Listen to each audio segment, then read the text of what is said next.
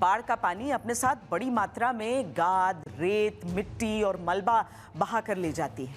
यही वजह है कि रेस्क्यू ऑपरेशन इन हालात में बहुत मुश्किल है। मलबा जमा होने के कारण नावों या बचाव टीमों का मूवमेंट मुश्किल हो जाता है। लेकिन हालात कितने भी मुश्किल क्यों ना हो, जीवन बचाना है तो बचाना है।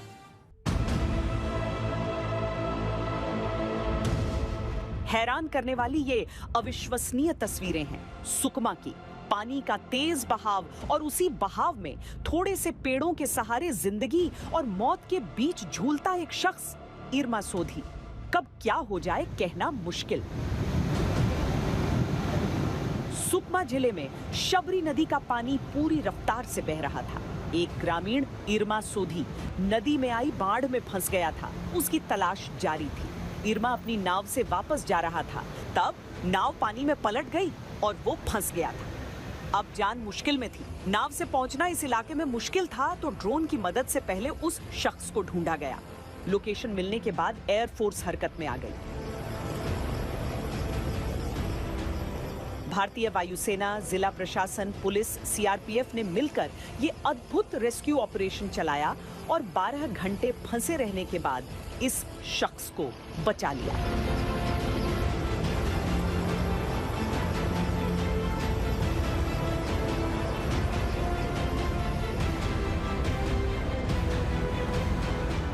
टेलावर्ती के पास शबरी नदी में एक व्यक्ति फंसा हुआ था। तेज बहाव के कारण उसको रेस्क्यू करने में बहुत दिक्कत आ रही थी। आज सुबह से ही पुलिस प्रशासन, राजस्व की टीम, स्थानीय टीमें और स्थानीय गोताखोर, बाद में सीआरपीएफ की टीम के भी रेस्क्यू करने का प्रयास किया गया। प्रयास के बावजूद भी जब रेस्क्यू नहीं किया जा सका, उस समय फिर चॉपर की मदद से अभी उस व्यक्ति को रेस्क्यू किया गया है और उसको सकुशल निकालकर अभी उसको स्वास्थ्य परीक्षण के लिए हॉस्पिटल भेजा जा रहा है। जैसे यहाँ पे आने के बाद हमने चेकअप किया तो सारा वाइटल्स उनका नॉर्मल है। SpO2 98-99 आसपास आ रहे हैं, मतलब नॉर्मल है, और BP भी नॉर्मल रेंज पे है। और उनका जो शुगर है वो कल से 12 घंटे आसपास तो वहाँ पे था करके बोल रहे हैं, लेकिन उनका शुगर भी ठीक है, नॉर्मल 110 आसपास आ रहा है और वो बात भी कर रहे हैं। तो पेशेंट नॉर्मल है वाइटल से अभी तक का।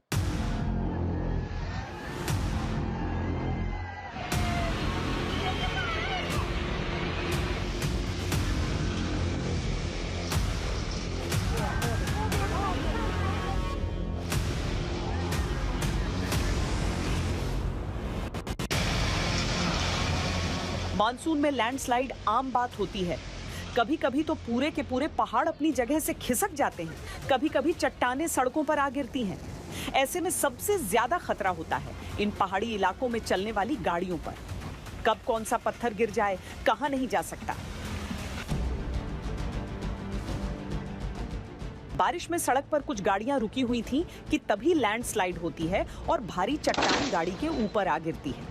कुछ दूसरे पत्थर आगे खड़ी गाड़ियों पर भी गिरते हैं, लेकिन इस काली गाड़ी पर सबसे बड़ी चट्टान गिरती है। कार चट्टान के भार से पिचक जाती है।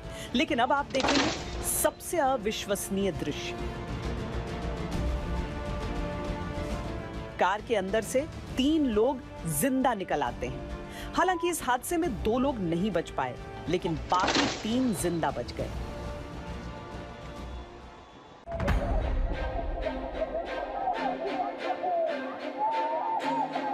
पानी प्रचंड वेग से बह रहा था। पुलिया से गुजरते हुए 3 महिलाएं इसकी चपेट में आ गईं। पानी की गति जिस तरह तेज थी, उससे उनमें से किसी का भी बच पाना संभव नहीं लग रहा था। लेकिन जाको राखे साइयां, मार सके न कोई। वही हुआ। एक ट्रैक्टर ड्राइवर ने यह देख लिया और वो ट्रैक्टर की मदद से पानी में रस्सा डालकर जान बचाने की मुहिम में जुट गया। एक एक करके 3 जानें बचा ली गई।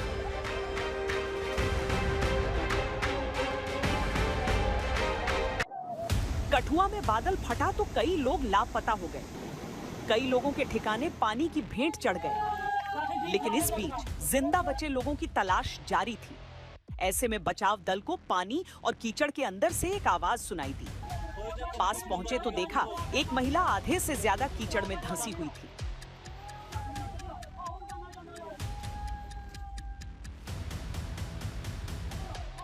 वो सामने थी, लेकिन उस तक पहुंचने का रास्ता बेहद दर्दनाक था। क्योंकि आसपास लोगों की लाशों का दलदल बन चुका था। लेकिन जान बचानी थी तो लाशों को पहले हटाया गया और रास्ता बनाया गया। रक्षक लोगों को सामने देखकर महिला की आंखों में जिंदगी की रोशनी चमकने लगी।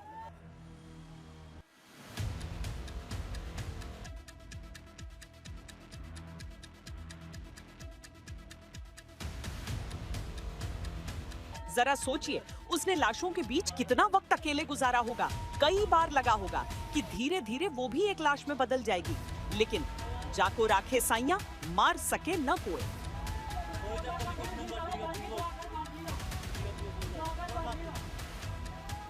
आपदा प्रभावित इलाकों में भारतीय सेना देवदूत बनकर आती है।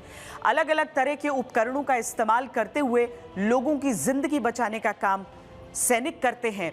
इस बार भी कुछ ऐसे ही अद्भुत जीवन रक्षक गाड़ियों और मशीनों की मदद से सेना ने युद्ध स्तर पर बाढ़ प्रभावित इलाकों में लोगों की मदद की।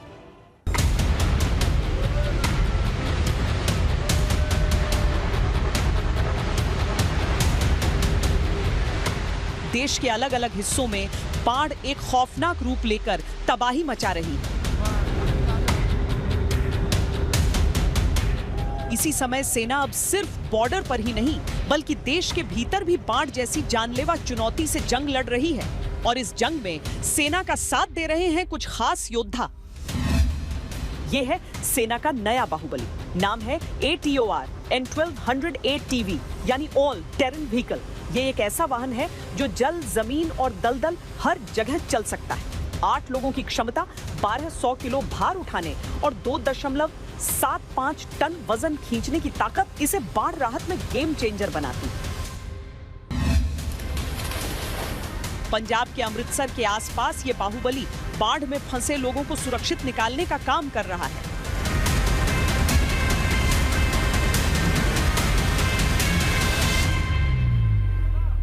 जो गाड़ियां अभी अमृतसर में यूज़ हो रही हैं वो हमारी अपनी कंपनी की गाड़ियां हैं जो हमने as a humanitarian aid administration को प्रोवाइड करी हैं। इनकी खूबी ये है कि ये किसी भी टेरेन पे चल सकती हैं, चाहे वो पथरीला इलाका हो, चाहे वो बर्फ़ हो, चाहे वो रेतीला इलाका हो, और यहाँ तक कि पानी में तैर भी सकती हैं।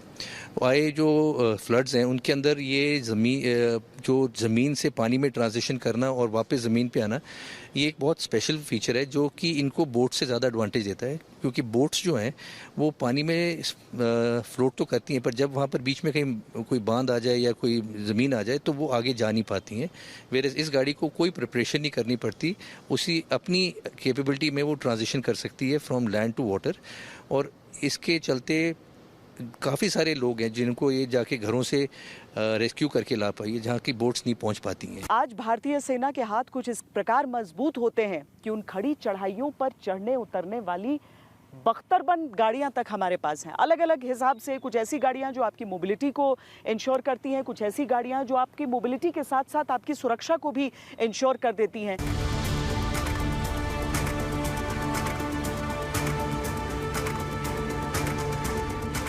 हाथी जैसी अद्भुत ताकत रखने वाला ये वाहन जमीन पर बुलडोजर जैसा दिखता है, लेकिन जैसे ही पानी में उतरता है तो नाव की तरह चलने लगता है। जहां दूसरी गाड़ियां डूब जाएं, दलदली जमीन में फंस जाएं, वहां ये आसानी से चलता है और तेजी से लोगों को सुरक्षित बाहर निकाल सकता है।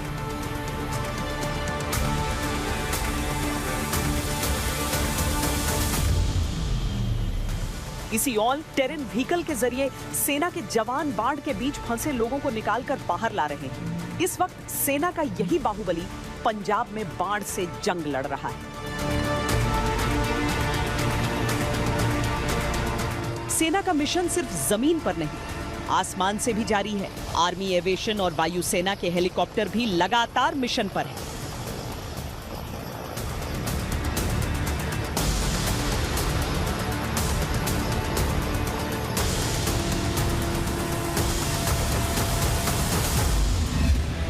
चीता हेलीकॉप्टर छतों और कठिन जगहों से लोगों को निकाल रहा है। वहीं वायुसेना के Mi-17 और चिनूक हेलीकॉप्टर भारी संख्या में फंसे लोगों को सुरक्षित निकालने और राहत सामग्री पहुंचाने में लगे हैं। साथ ही C-130 ट्रांसपोर्ट विमान से NDRF टीमें और राहत सामग्री लगातार प्रभावित क्षेत्रों तक पहुंचाई जा रही हैं। जमीनी स्तर पर 47 आर्मी कॉलम राहत कार्यों में लगे हुए हैं। इनमें इंजीनियर यूनिट, मेडिकल टीमें और संचार विशेषज्ञ शामिल हैं। बांधों और नदियों पर जल स्तर की निगरानी की जा रही है और अब तक 5000 से अधिक नागरिक और 300 अर्धसैनिक जवान सुरक्षित निकाले जा चुके हैं। फिरोजपुर सेक्टर में गोल्ड एरो डिवीजन की टीमें नावों और जीवन रक्षक उपकरणों की मदद से बच्चों, महिलाओं और बुजुर्गों को निकाल रही हैं। साथ ही खाने पीने का सामान और दवाइयां भी बांटी जा रही हैं। सेना द्वारा ड्रोन का इस्तेमाल भी किया जा रहा है ताकि राहत सामग्री उन इलाकों तक पहुंचाई जा सके जहां सड़क मार्ग कट चुका है। सेना की संचार टीम ने कई जगह पर कट चुका ऑप्टिकल फाइबर दोबारा बिछाकर मोबाइल नेटवर्क को फिर से चालू कर दिया है। जब किसी आपदा में कोई व्यक्ति फंसता है तो उसके पास वक्त बहुत कम होता है। वो इंतजार बहुत लंबा होता जाता है कि कोई आएगा, उन्हें बचा लेगा। ऐसे में हौसला बनाए रखना बहुत जरूरी होता है। आपको कुछ अंतर्राष्ट्रीय भी तस्वीरें दिखाते हैं।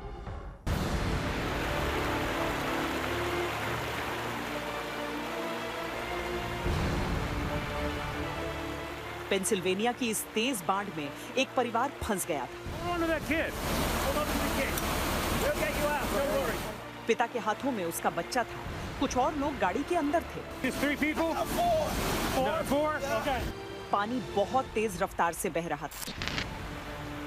किसी भी पल कार पानी के साथ बह सकती थी। वो बस एक फेंस के सहारे रुकी थी। एक सेकंड भारी हो रहा था। तभी एक बड़ी जेसीबी लेकर कुछ लोग उनकी मदद को पहुंचे। सबसे पहले एक बच्चे को बचाया गया। पिता ने दूसरे बच्चे को कार की छत पर बिठा दिया।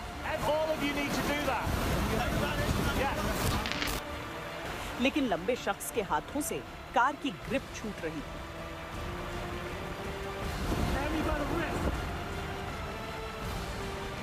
लेकिन वक्त रहते एक करके सबको बचा लिया गया।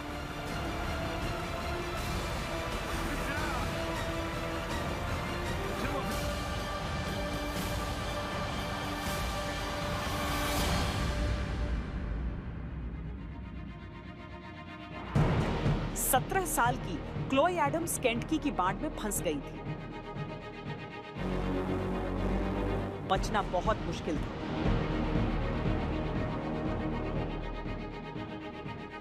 क्लोई चारों तरफ से पानी से घिरी एक घर की छत पर फंस गई थी। उसके पास उसका पालतू कुत्ता भी था।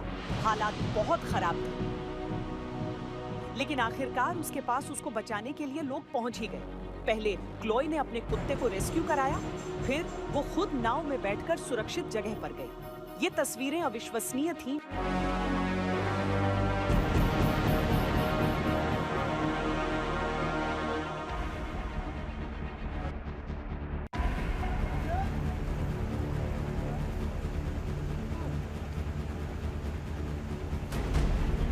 टेक्सास में आई बाढ़ की ये तस्वीरें देखिए। एक महिला बाढ़ में जिंदगी की जद्दोजहद कर रही थी।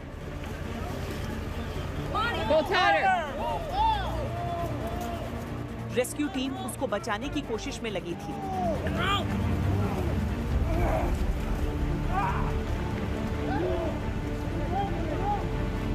काफी मशक्कत के बाद उसको बचा लिया गया।